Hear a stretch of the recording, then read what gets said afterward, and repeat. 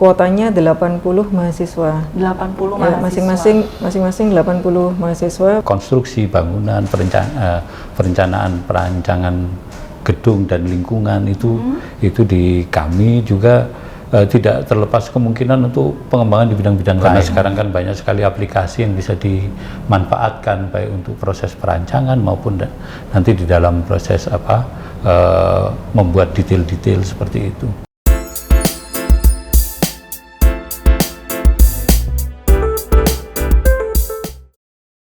Halo Cakramania, ketemu lagi dengan saya Nailul Insani, host Cakraloka. Dan hari ini saya tidak sendiri, saya sudah ditemani oleh dua orang yang spesial. Siapa itu kira-kira? Yang pertama ada Bapak Dr. Insinyur Dian Aristadi MT. Betul ya, Pak Dian? Selamat betul. Siang Pak. Selamat siang. Kemudian ada Ibu Dr. Ani Sulistiorini STMSC PhD. Selamat siang Ibu. Siang. Ya, senang sekali sudah bisa berkunjung ke studio Cakraloka. Ya. Kira-kira kita akan ngobrol apa ya siang hari ini?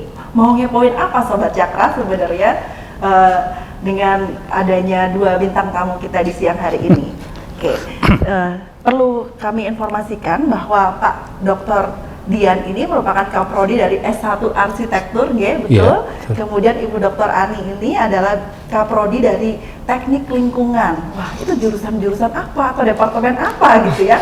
Baru banget terdengar di telinga kita gitu ya. Mungkin bisa memperkenalkan sedikit Ibu, Bapak, sebenarnya prodi-prodi ini prodi-prodi apa nih? Yang kok kita baru dengar itu ada di UM nih? Beneran ada di UM? Ya, mungkin boleh dijelaskan Ibu, S1 Teknik Lingkungan itu bagaimana? S1 Teknik Lingkungan dan juga S1 Arsitektur itu berada dalam naungan Departemen Teknik Sipil dan Perencanaan.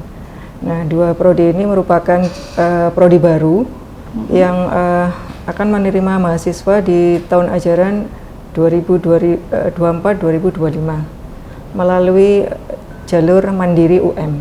Melalui jalur mandiri ya.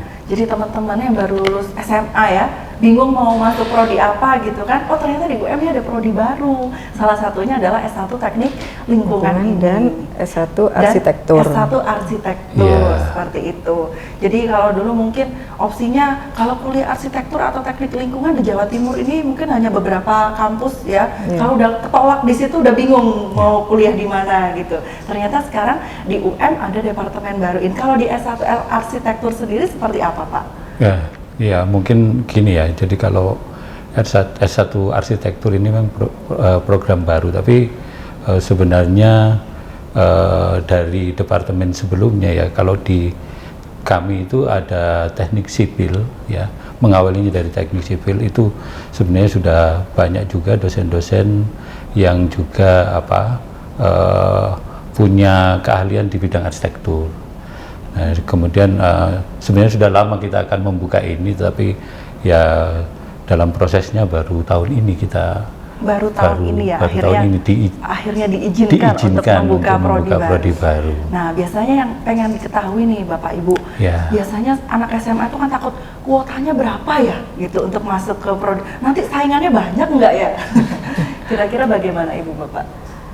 Untuk prodi baru, baik itu S1 Teknik Lingkungan maupun S1 Arsitektur, itu kuotanya 80 mahasiswa. 80 mahasiswa. Masing-masing 80 mahasiswa, berarti untuk 2 kelas. Oke, berarti satu kelas 40 ya Bu? Satu kelas 40 untuk angkatan pertama di tahun 2024 ini. Ya, baik. Berarti kalau satu kelas 40 itu suasana belajarnya akan sangat nyaman dan kondusif ya, karena saya mengalami dulu kuliah itu kalau kelasnya besar, kita aja dosennya nggak kenal mahasiswanya loh Bapak Ibu, benar nggak? Kalau 40 ini kan masih kondusif seperti itu ya, masih cukup ideal. Jadi itu enaknya nanti kalau mau kuliah di arsitektur ataupun mau kuliah di teknik lingkungan. Dan apalagi UM ini kan terkenal ya Ibu Bapak ya, terkenal katanya dosennya baik-baik gitu ya. Benar nggak nih Bapak Ibu? Nanti sama mahasiswanya seperti apa?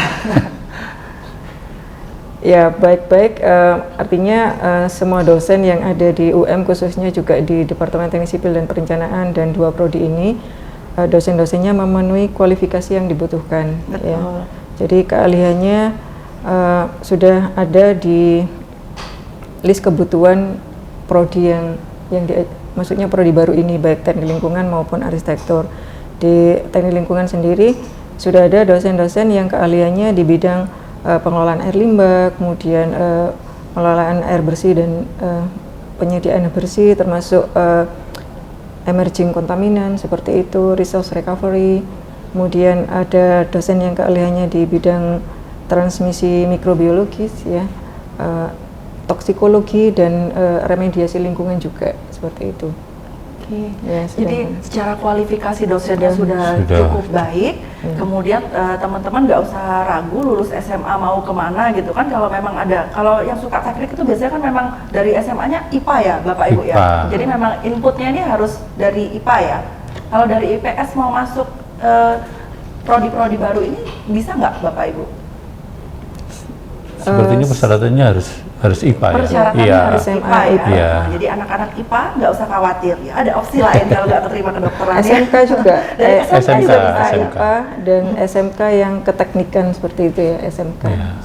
Oke, yang menarik sekali. Saya dulu sempat ingat nih, biasanya kan anak-anak SMA tuh kalau yang udah ikut ikut ekskul ataupun ekskul karya ilmiah, penulisan ilmiah ataupun yang suka pencinta alam, biasanya suka sama yang teknik lingkungan itu. Bener ya?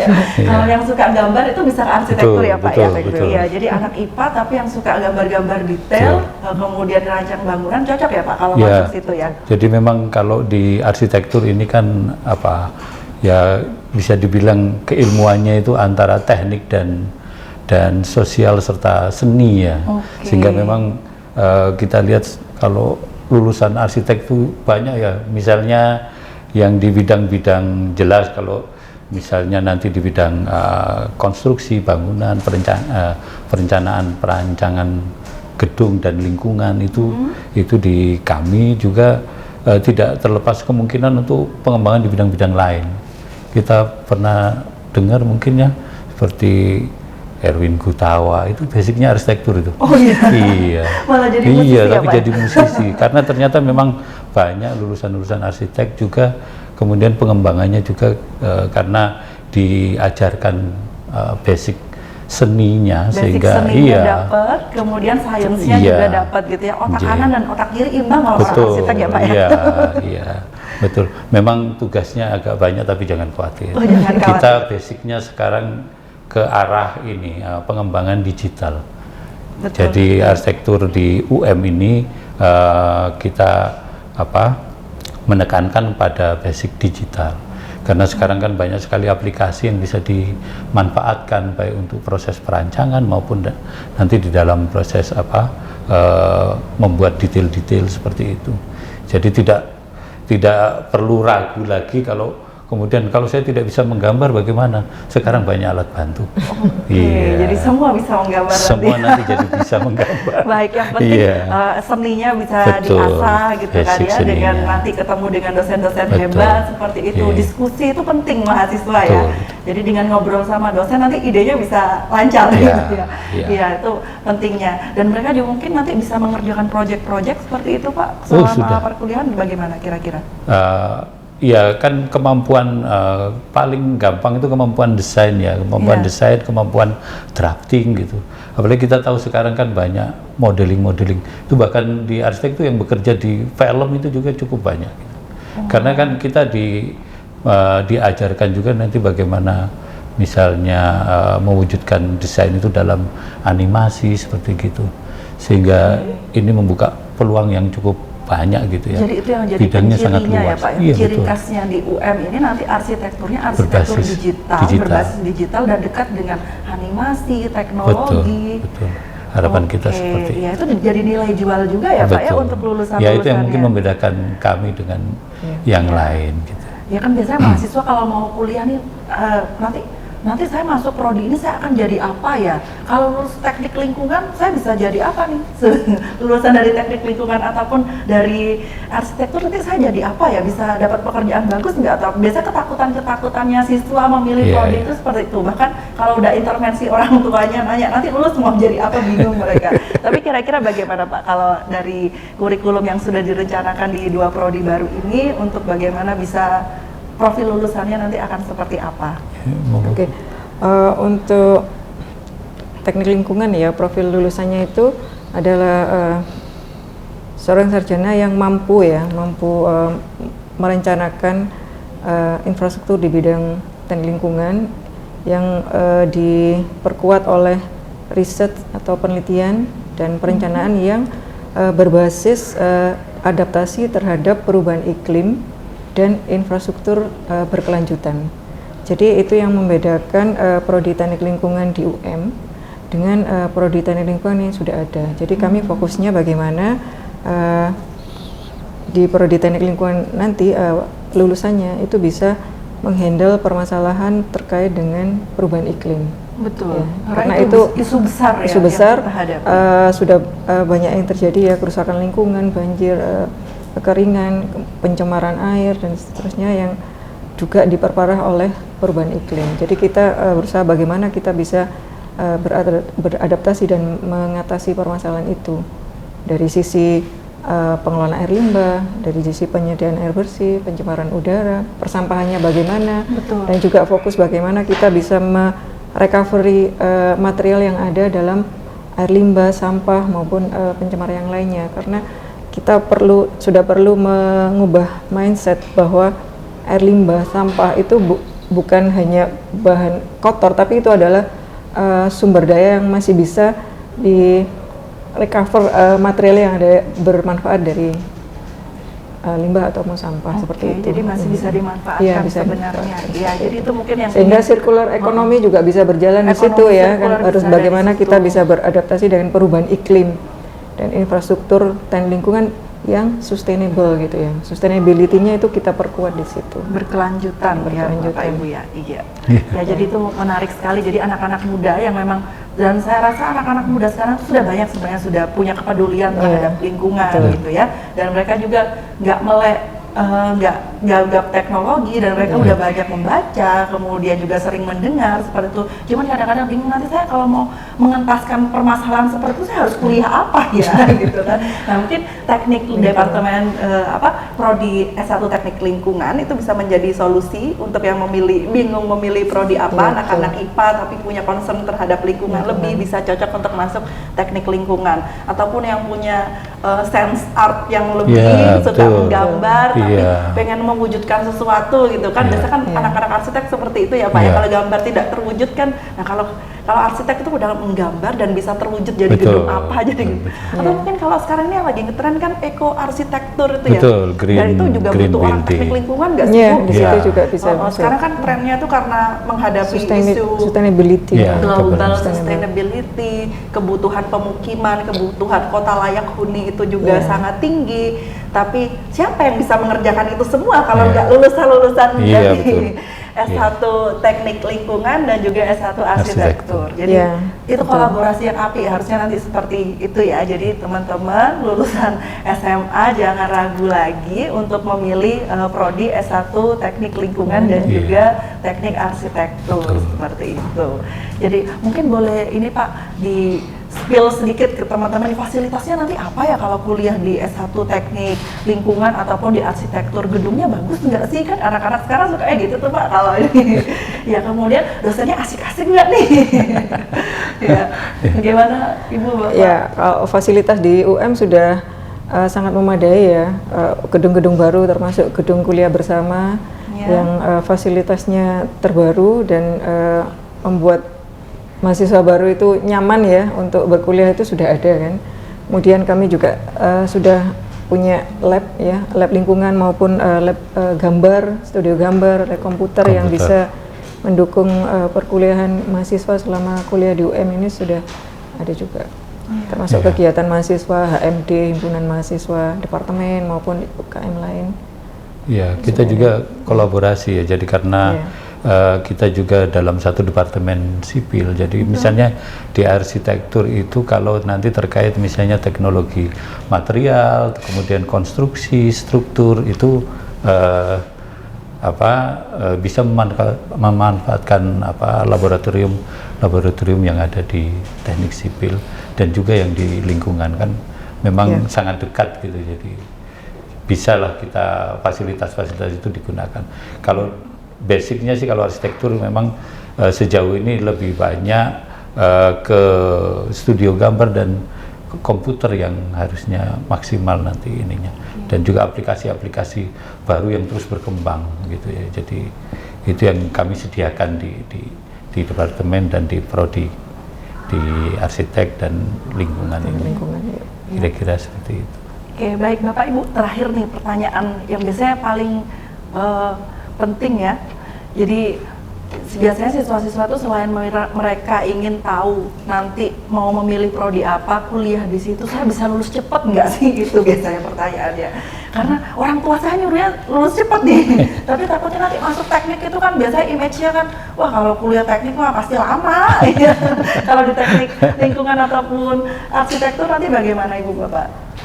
Untuk kuliah tepat waktu, kita sudah menyusun kurikulum sebaik mungkin ya, sesuai dengan profil lulusan dan juga standar lulus tepat waktu. Ya, jadi untuk kurikulum 8 semester, tetapi mahasiswa bisa menyelesaikan 3,5 tahun atau 7 semester ya.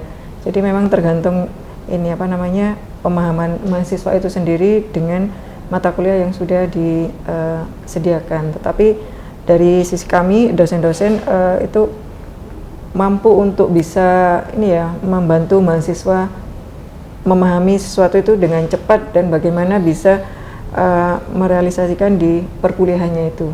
Dan kita selalu akan memonitor ya perkembangan mahasiswa itu di tiap semesternya ya. Jadi kan harus ada monitor dari prodi seperti itu supaya mahasiswa itu bisa memenuhi target lulus tepat waktu. Paling tidak 8 semester, tetapi kalau bisa 7 semester. Bisa 7 semester, jadi mungkin ya bisa lulus 3,5 tahun kalau di teknik lingkungan. Kalau di arsitektur seperti apa Pak? Sebenarnya sama ya, secara program kan kita membuat kurikulum itu dalam 8 semester. Tapi kan kita juga bisa memanfaatkan nanti semester antara gitu juga ada ya, ada fasilitas yang bisa sebenarnya nanti dimanfaatkan untuk mempercepat waktu. Memang ya kembali ke ini ya proses ya, tapi saya pikir di UM ini kan cukup proses-proses evaluasi itu juga cukup ketat. Kita juga di kurikulum juga sudah mengadopsi untuk MBKM juga ada Bu ya. MBKM. Jadi mungkin untuk mata kuliah dikonversi itu juga bisa ya. Kita tetap sediakan itu sebagai sarana untuk bisa mencari pengetahuan yang lebih di luar kampus. Iya, biar mereka juga punya experience untuk pengembangan mahasiswa, pengembangan diri. Betul. Ya itu. Iya, jadi tidak usah tidak usah cemas, bisa lulus. Tidak perlu khawatir. Lulus on time bisa, lulus lebih cepat bisa gitu kan, tergantung mahasiswanya mau atau enggak gitu. Jadi harus benar-benar ada usaha antara mahasiswanya dan juga berkomunikasi dengan dosen supaya bisa tetap bisa tetap sesuai dengan tahap-tahapan yang harus dilalui di situ. Kadang-kadang kan mahasiswa juga keburu-keburu lulus, ternyata ada mata kuliah yang ketinggalan satu gitu kan. Iya, jangan sampai terjadi seperti itu ya. Jadi itu sangat mungkin sekali bisa lulus cepat, kemudian dengan dosen-dosen yang sudah expert di bidangnya, mereka bisa konsultasi juga begitu ya Pak. Dan kemudian sangat mungkin kalau di UM ini juga banyak kok yang sudah lulus cepat itu karena proyek rame-rame gitu ya, biasanya dari penelitian dosen mereka ngikut, kemudian dikerjakan rame-rame, bisa lulus bareng-bareng juga lebih cepat biasanya seperti itu ya Bapak Ibu, dan lebih hemat itu biasanya. Iya. Oke, ya baik, itu tadi tidak terasa obrolan kita jadi panjang kemana-mana gitu ya, karena ngobrolin prodi baru dan prodi-prodi yang menurut saya sebenarnya prodi-prodi yang sangat menarik gitu ya, karena sesuai dengan kebutuhan dunia dan isu global masa kini ya, dan ini menjawab kebutuhan pendidikan di zaman sekarang seperti itu. Oke, menarik sekali obrolan kita, dan terakhir mungkin bisa memberikan closing statement kepada Cakramania Bapak Ibu. Satu closing statement aja. Jadi kalau di arsitektur ini sangat mengembangkan banyak bakat nanti. Jadi jangan khawatir, ini kalau memang sangat berminat dengan dunia kreatif dan dunia teknik, ya ini bisa bergabung dengan kami di arsitektur. Oke, Ibu, silakan. Baik, bagi adik-adik yang berminat ya untuk pengelolaan lingkungan, mengatasi lingkungan dan cinta dengan lingkungan, apalagi kita menghadapi masa perubahan iklim, kalian bisa bergabung dengan kami di Teknik Lingkungan UM. Jadi kita bisa berkreasi, bekerja bersama-sama untuk mencegah atau mengatasi perubahan iklim ini. Oke, Cakra Mania, sampai jumpa di podcast Cakrawala episode berikutnya. Salam Cakrawala, UM the only one.